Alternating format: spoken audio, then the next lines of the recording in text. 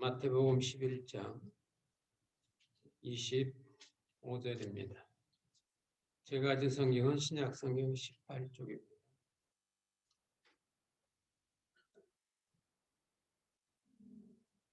하나님의 말씀을 봉독합니다. 그때에 예수께서 대답하여 가라사대 천지의 주제이신 아버지여 이것을 지혜롭고 슬기 있는 자들에게는 숨기시고 어린아이들에게는 나타내심을 감사하나이다. 옳소이다. 이렇게 된 것이 아버지의 뜻이니이다.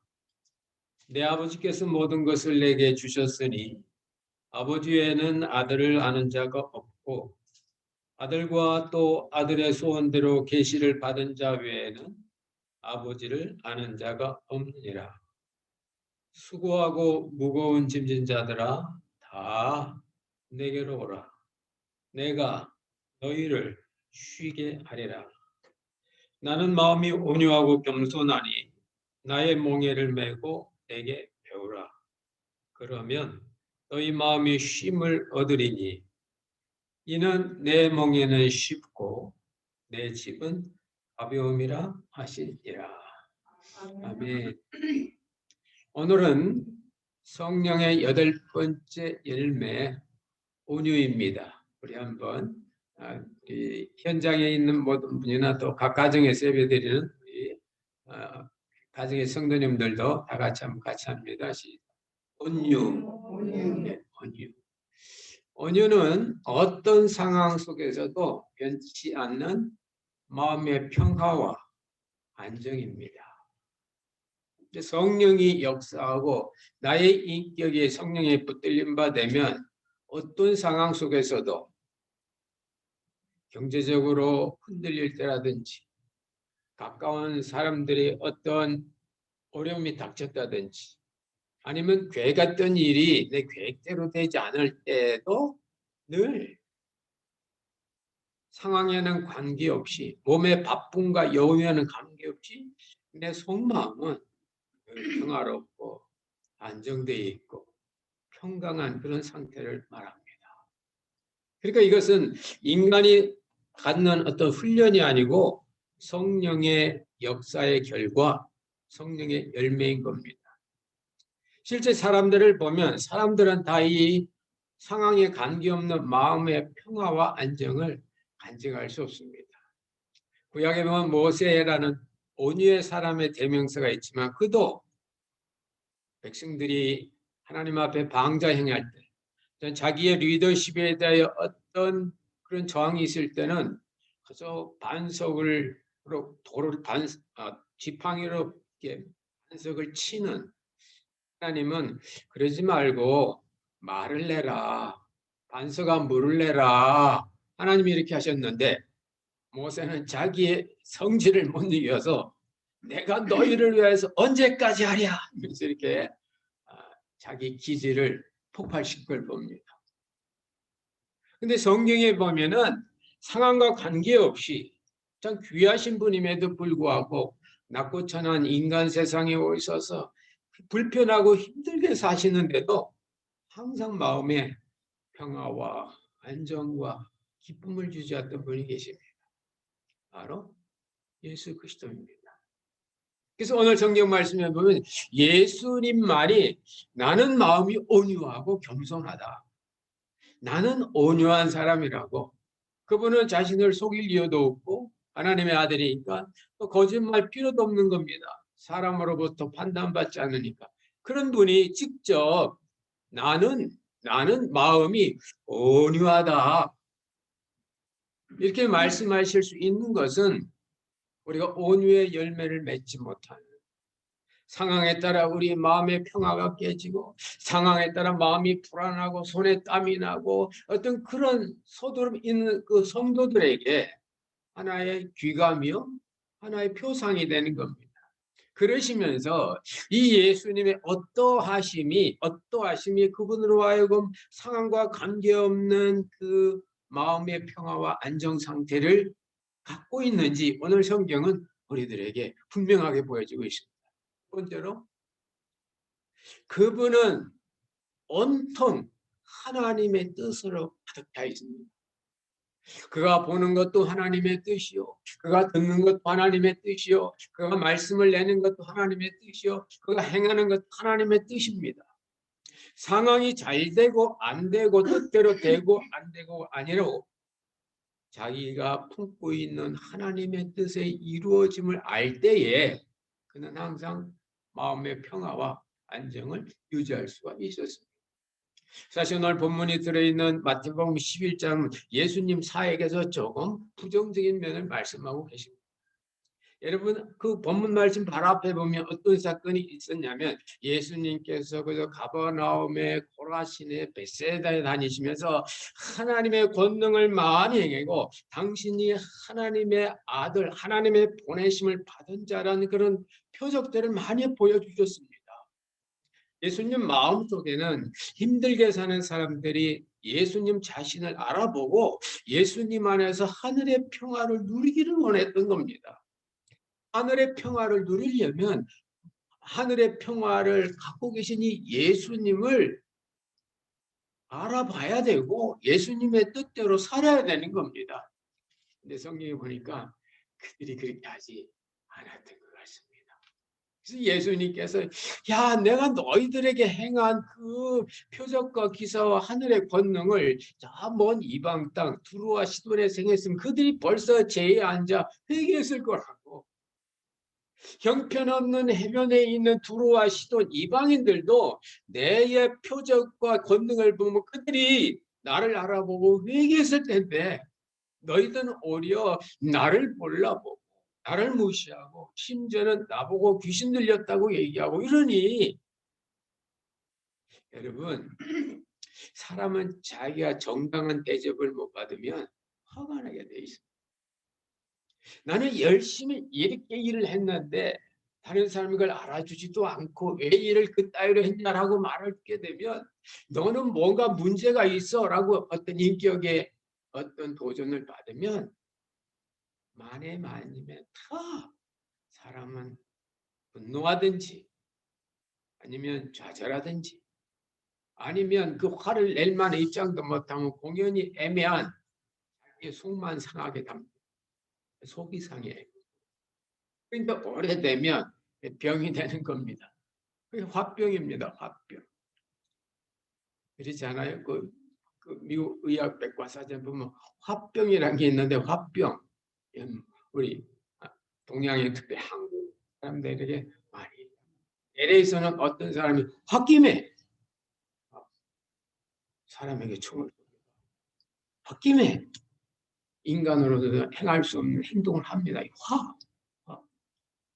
안에서 참고 있다 이게 해결되지 못하니까 튀어나오는 겁니다. 어쩌면 예수님께서 당하셨던 그 상황이 예수님은 죄 없는 분으로서 이 땅에 빛을 전하고 계신데 알아주지 못하는 그에 대해서 예수님은 보통 사람이 반응할 수 있는 그런 어떤 섭섭함이나 안타까움이나 그런 게 있었을 거예요. 근데 누가복음 동일한 본문 말씀에 보면 예수님께서 성령으로 기뻐하셨다고 했어요. 그러면서 오늘 말씀은 주님이 옳습니다. 옳습니다. 일이 된 것이 아버지 하나님의 뜻입니다. 할렐루야. 그분에게 당했던 여러 가지 어려운 상황을 예수님은 하나님의 뜻을 이미 알고 하나님의 뜻이 성취되는 그걸로 기뻐하셨던 겁니다. 누가복음에 보면 똑같은 상황인데 그때 누가복음은 상황이 좋은 상황입니다. 제자들이 70인 제자들이 나가서 이렇게 복음을 전했는데 사람들이 회개하고 그 70인의 제자들이 예수의 이름으로 이제 귀신이 쫓겨나는 그런 걸 경험을 했습니다. 그래서 제자들이 기뻐서 돌아왔습니다. 예수님께서 이때에 제자들이 이룬 성공 때문에 기뻐한 것이 아니고 성령으로 기뻐하셨다.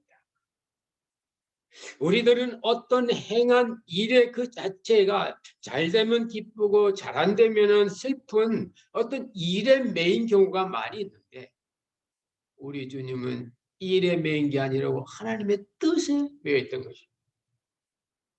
잘 되는 것도 하나님의 뜻일 때 기쁜 거고요. 잘한데도 하나님의 뜻으로 확인되면 감사한 거고요. 말을 바꾸면 잘 돼도 하나님의 뜻 모르면 결국 그것이 덕이 없고요. 아무리 상황이 좋아도 하나님의 뜻 없이 맞이하면 그것이 나로 하여금 타락하게 만드는 겁니다. 솔로몬의 그 부귀영화의 말년이 어떻게 된 건지 우리는 잘 보면 알 수가 있습니다. 또한 예수님께서는 사람들이 자기를 몰라줄 때 자기 자신을 알아주는 분이 계심을 확실히 믿으셨습니다. 하나님에 대한 절대 확신이 있습니다. 오늘 본문 말씀 27절에도 보세요. 아버지께서 모든 것을 내게 주셨으니 아버지 외에는 아들을 아는 자가 없다고 그랬습니다. 나를 알고 계신 분은 하나님입니다. 하나님입니다. 하나님이 나를 알고 계신다. 그런 하나님의 알므로 볼 때 자기를 반대하고 무시하고 알아주지 않은 사람들을 오늘 본문에 있는 말씀에 지혜롭고 슬기 있는 자라고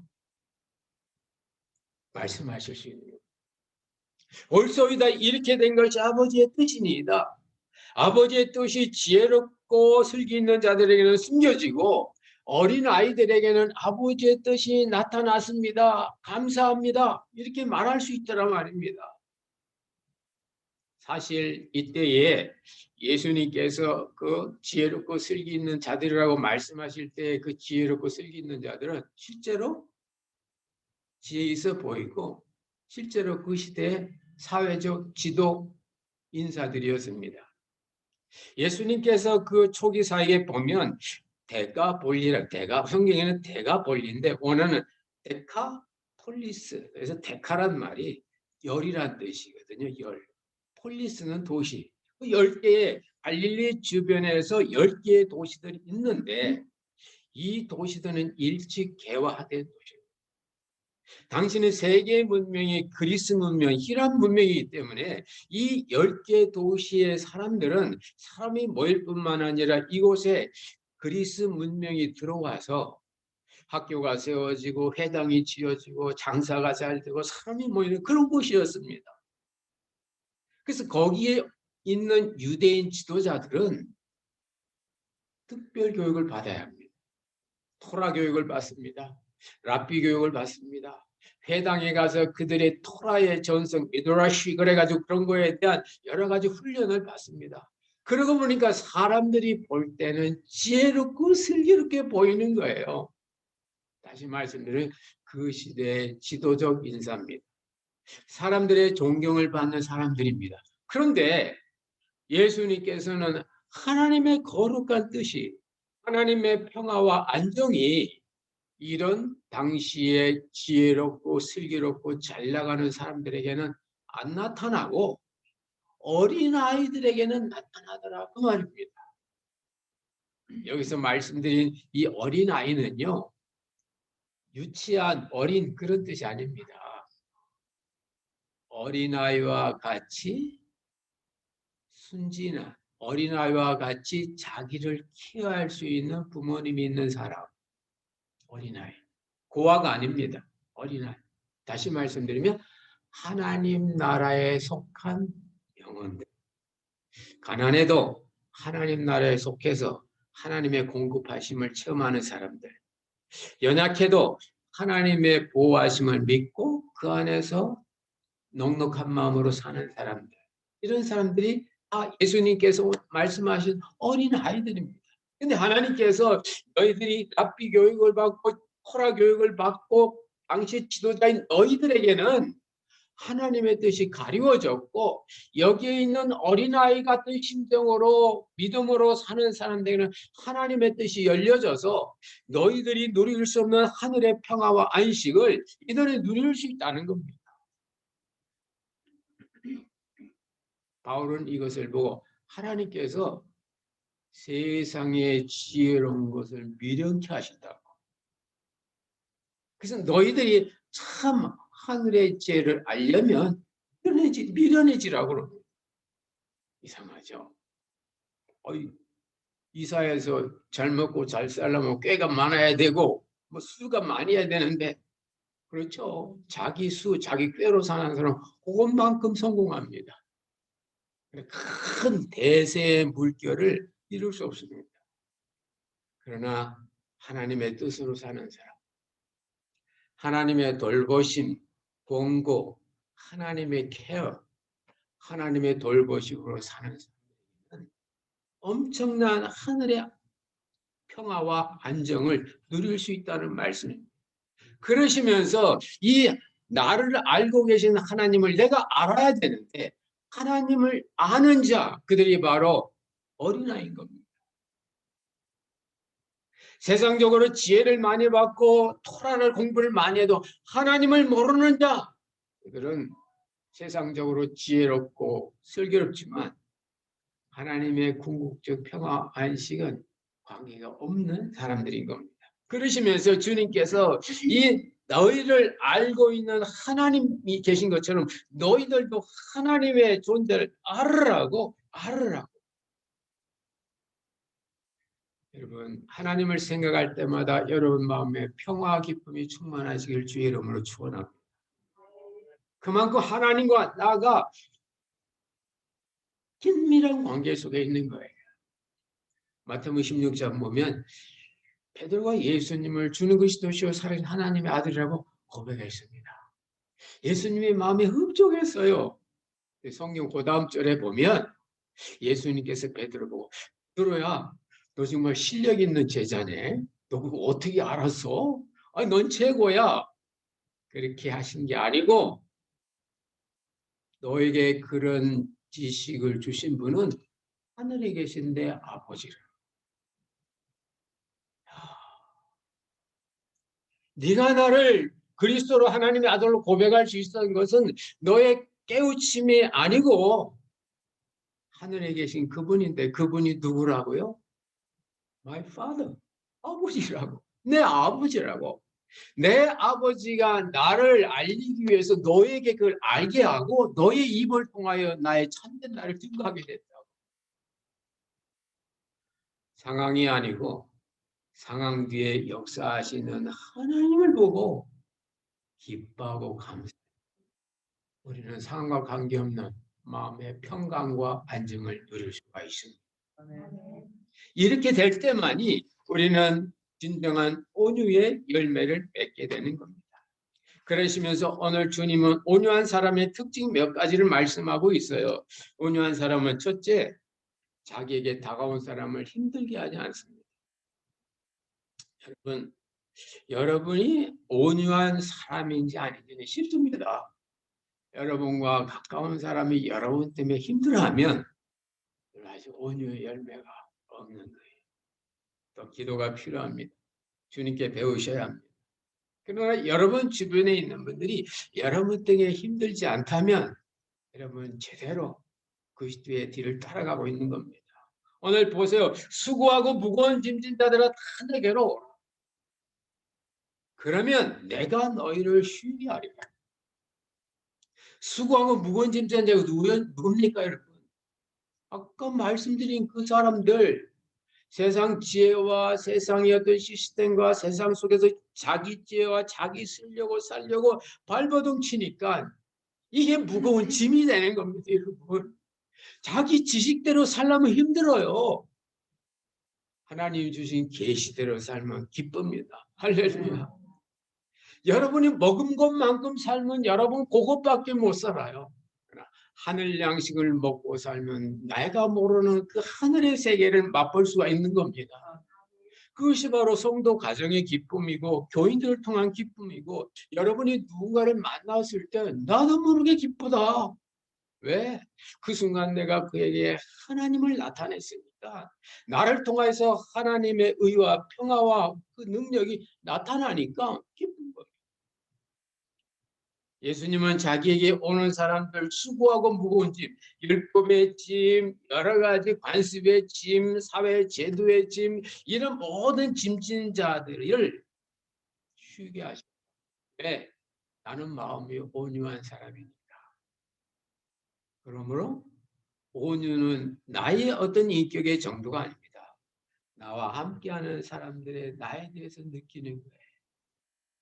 여러분과 함께 있는 여러분의 가족이 여러분 때문에 정말 편안한 안식을 누릴 수 있게 되기를 주의 이름으로 축원합니다. 여러분 때문에 여러분 주위 사람이 힘들어한다면 여러분들은 그 순간 하나님, 제게 예수님은 가까운 사람을 쉬게 하신 것처럼, 그분은 마음이 온유하기 때문에 가까운 사람을 쉬게 한 것처럼 저에게도 저희 가까운 사람을 쉬게 할 수 있는 온유를 주십시오 라고 여러분 기도해 보시기를 바랍니다. 하나님의 은혜가 우리 가운데 있을 때 우리는 이 같은 삶을 살 수 있습니다. 그러면 우리 가운데는 그런 의문을 가질 수도 있어요. 목사님, 이 경쟁사회에서 그렇게 살다 보면 맨 다른 사람에게 뒤치기는 하고 어떻게 먹고 삽니까? 그렇죠. 내 형편만, 내 조건을 보면 뒤질 수밖에 없고, 그렇죠. 그러나 역전이 있는 게 신앙입니다. 지옥 갈 영혼이 천국 가는 거 역전입니다. 여러분, 모세를 보세요. 모세는 말 잘하는 사람이 아닙니다. 말은 모세보다 형 아론이 더 말을 잘했습니다. 성경은 모세가 아이고 난 말을 못해서 못합니다. 하나님께서 이 형 아론이 있지 않냐? 너는 사람한테 말하려면 그 아론의 입에 말하라. 그럼 말 잘하는 네 형이 말할 거다. 이렇게 합니다. 왜요? 모세는 하나님과 가까운 사람입니다. 출애굽기 3장 12절에 보면 하나님이 가라사대 내가 정녕 모세 너와 함께 하리라. 말을 못해도 상처가 많아도 여러분, 모세는 인간적으로 볼 때 큰 상처가 있는 사람입니다. 특히 어렸을 때 많은 상처를 입었어요. 아이들도요, 어렸을 때 입양을 간다든지 어렸을 때부터 자꾸 자기를 케어해주는 엄마가 바뀌면요, 아이 성격이 이중적이 되고 늘 불안하니까 어른이 돼서도 저 사람이 날 사랑하고 있을까? 아이고, 나를 또 이렇게 멀리하면 어떡해? 그런 근심 걱정 때문에 자꾸 오버하게 되고 자꾸 그 사랑을 확인하려고 합니다. Do you love me, honey? 당신 나 사랑해. Yes, I do love you. 하다가 자꾸 묻습니다. 왜? 그게 그 문제가 아닙니다. 어려서부터 자기에게 사랑을 베풀 어머니가 자꾸 바뀐 거예요. 모세가 그런 케이스입니다. 모세는 엄마가 3번 바뀝니다. 첫째 생모, 둘째 누나가 자기 엄마 역할을 해요. 누나가 모세를 이렇게 날강에 띄울 때요, 모세를 데려다가 안고 그 갈대 상자 만들어서 여러분 이걸 할 때 보면 누나가 그 엄마 역할을 합니다. 그리고 나중에 모세 엄마가 누구였습니까? 다른 집 여자예요. 이방 여인. 비록 바로 공주의 딸, 공주지, 바로 궁의 딸, 공주지만 모세에게는 그 바로 궁이 무슨 의미가 있습니까? 자기를 낳은 친어머니의 따뜻한 오유가 그립죠. 시대의 어려움 속에서 모세는 어려서부터 상처가 많은 사람이에요. 그리고 모세는 동족으로부터 거절당한 경험이 있습니다. 언제입니까? 42대 가지고 한번 애굽왕의 왕자로서 이렇게 히브리 종들이 일하는 곳에 가니까 히브리 사람들이 고생하거든요. 그래서 그 가운데 그 있는 사람, 히브리 괴롭히는 사람을 모세가 보호해줬습니다. 그때 백성들이 모세를 아이고 우리 훌륭한 영도자님 이렇게 받아들인 게 아니고 누가 너를 우리의 재판관으로 삼았냐 하면서 거절했습니다. 그러니까 모세를 인간적으로 보면요, 어렸을 때부터 상처도 많고 동족으로부터 거절당하고 거절감, 상처, 어두운 그림자 이런 것들이 많은 사람이 모세입니다. 그런 분들은 나중에 혼자 되면 너무 고독해서 못 살잖아요. 그래서 모세도 재혼을 또 했는데 또 이방 여인하고 해가지고 얼마나 문제가 많습니까? 근데 모세가 잘한 거 한 가지가 있어요. 모세는 하나님과 꽉 붙은 사람이에요. 하나님을 끝까지 붙잡은 사람이 모세입니다. 하나님도 모세의 그 모든 문제점을 아셨어요. 말을 못하고 어려서부터 상처만 걸 아셨어요. 모세를 강해서 하나님이 선택한 것이 아니라 약한 모세에게 하나님의 능력을 줘서 강한 사람으로 만드는 것은 노예살이에 시달리는 이스라엘 백성, 너희들 약한 존재지만 내가 너희들과 함께하면 너희들은 애굽에서 금은보화를 갖고 나올 만큼 강한 사람이 될 거라는 걸 보여주기 위해서 모세를 선택한 겁니다. 그랬을 때 모세의 온유함이 지면에 있는 어떤 사람보다 선했다고 성경은 기록하고 있습니다. 여러분, 세상에서는 실력이 있어야 내가 평화를 누린다고 합니다. 성도는 아닙니다.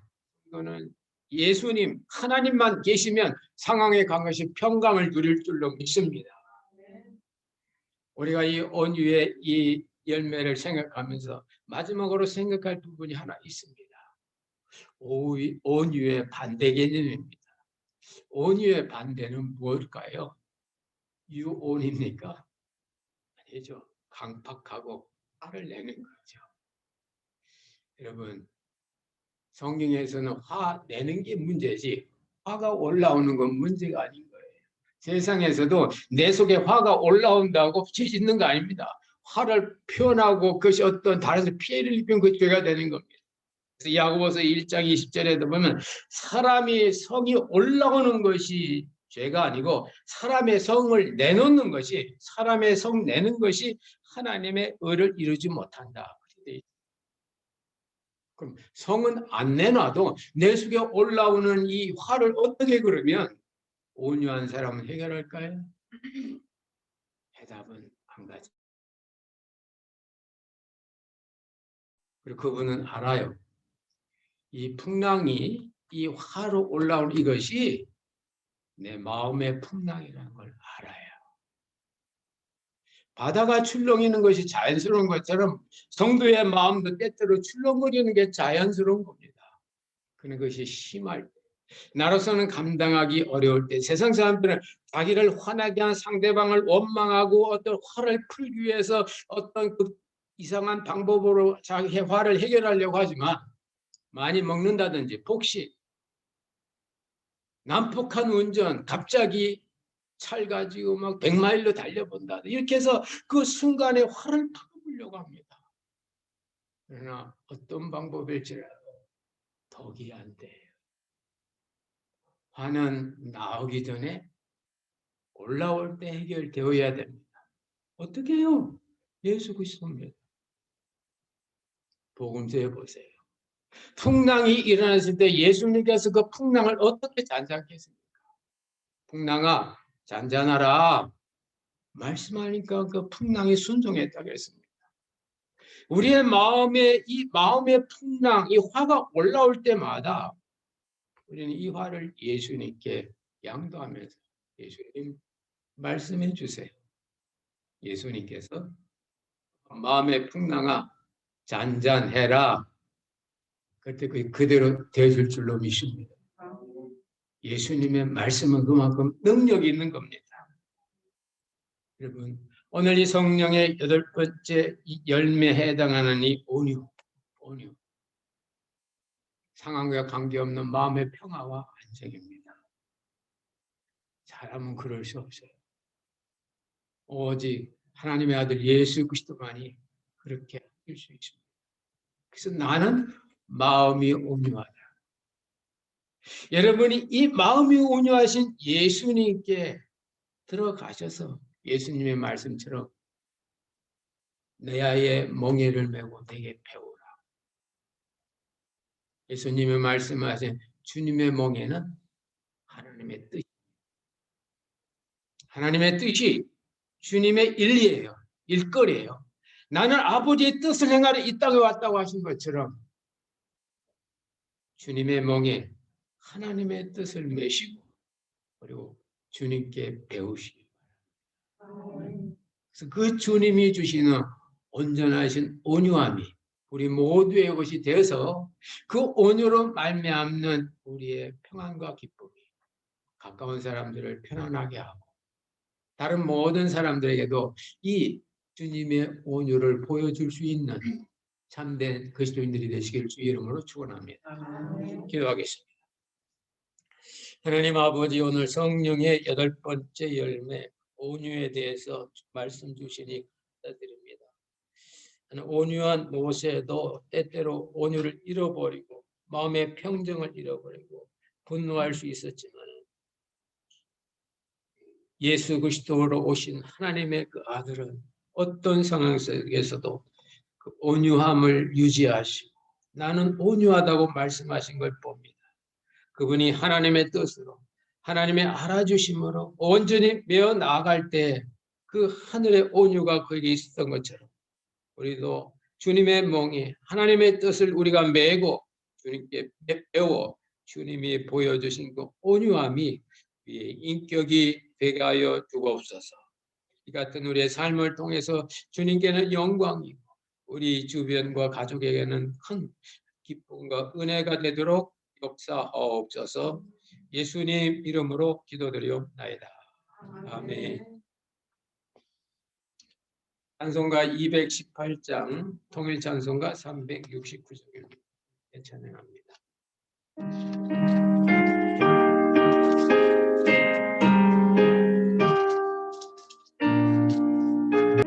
마음과 정성을 다하여서 주 너의 하나님을 사랑하라.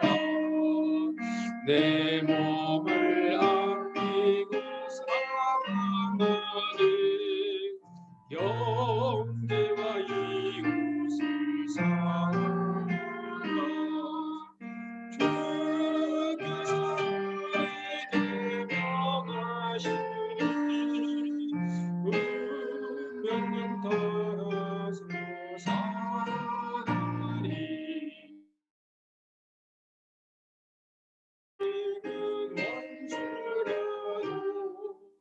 언제나 너그럽게 사랑하라. 널 비방하는 자들에서도 실수는 너를 머물리라. 주께서 우리에게 명하시니 운명에 따라서 살아가리.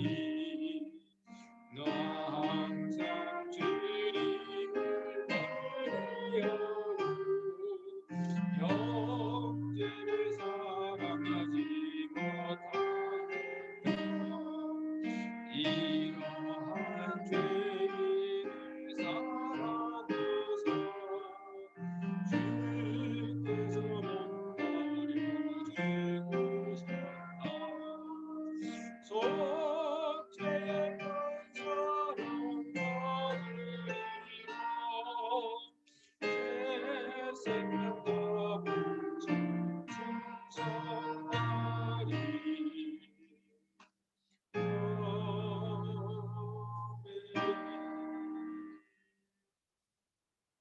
우리들이 한 가정에서 하나님의 성호를 이제 부르며 하나님께 우리의 신령과 진정으로 예배드리게 해주셔서 감사드립니다.